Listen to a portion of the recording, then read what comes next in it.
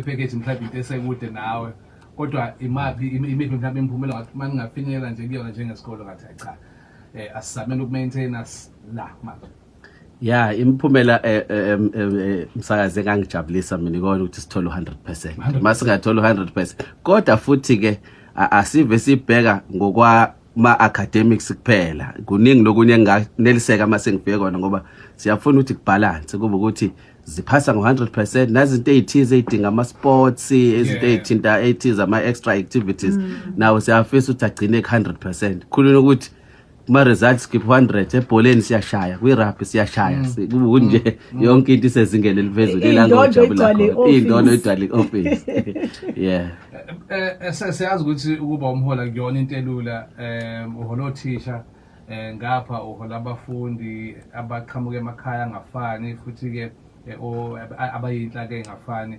Mhlambe imuphi umqondo ekumele ube nawo ukuze ukwazi ukuthi uthole imiphumela eseqophelweni eliphezulu njengoba nje nenzile lana?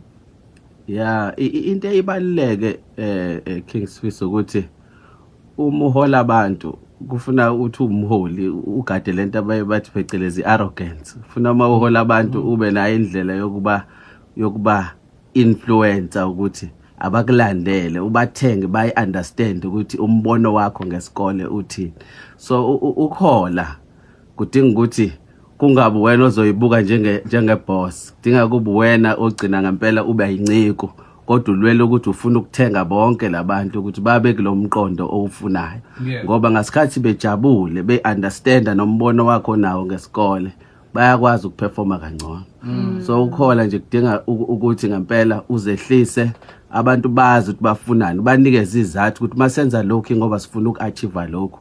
Kungabe ukuthi uya impose nje ukuthi hayi kusuka namhlanje sebezongena ngemgqibelo, kusuka namhlanje sebezongena ngama holiday. Kodwa uthola ukuthi awusanalizanga ukuthi isidingo sisukaphi yini esingayi-achieve ngalokho.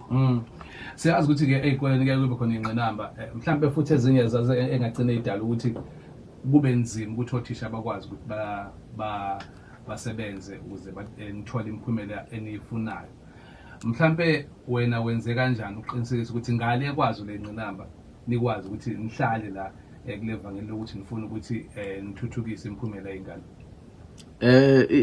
Ingqinamba ziyohleze zikhona kodwa uyuthola ukuthi uma senikwazile ukuthi nibe nombono owodwa noma siqhamuka ingqinamba nisuke nilwa ukuthi ngoba vele ama differences noma ukuphikisana okungaboni into eyohlala ikhona nama challenges athi zayohleze khona kodwa umbono mawuwodwa ukuthi ekugcineni lengane sifuna iphasile noma ngabe silwa ngokunye kodwa ingane iphambili ukuthi iyona sifuna ukuthi imfundo yakhe ibara kugcina nikwazile kuyinqoba ingcinamba akukaze kube smooth kodwa ziyaba khona lawo mathe kwazona izingane ziyi-challenge zizodwa kwakona ukuphatha abantu mina ke kwi-environment engeyona sixubene inhlanga.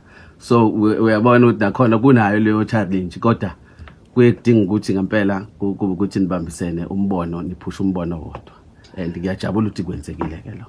Sasiphetha nje mhlawumbe ungathini kwabanye othisha abakule kulezi ngokulona noma isikhundla okusona nabo nje othisha abafundisayo nje baqala unyaka ukuze ke bathole imiphumela abayifisa noma ke ethi ayisondele kuleli itholile nami?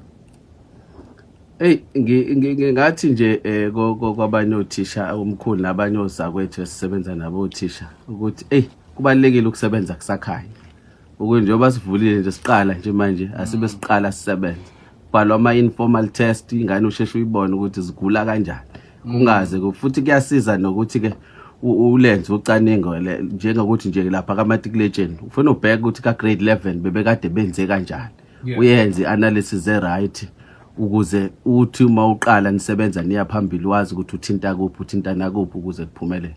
Kona ziningi izinto esibhekene nazo umsebenzi mningi ama-challenges okulida njengo-principal kodwa siyafisa ukuthi oboza kwethu ngibagqugquzele ukuthi asiyibambeni ishisa sigijime kusukela nje kusa-early. Ukhona mhlawumbe umlayezo ufisa ukuthi udlulisele kubazali nezingane?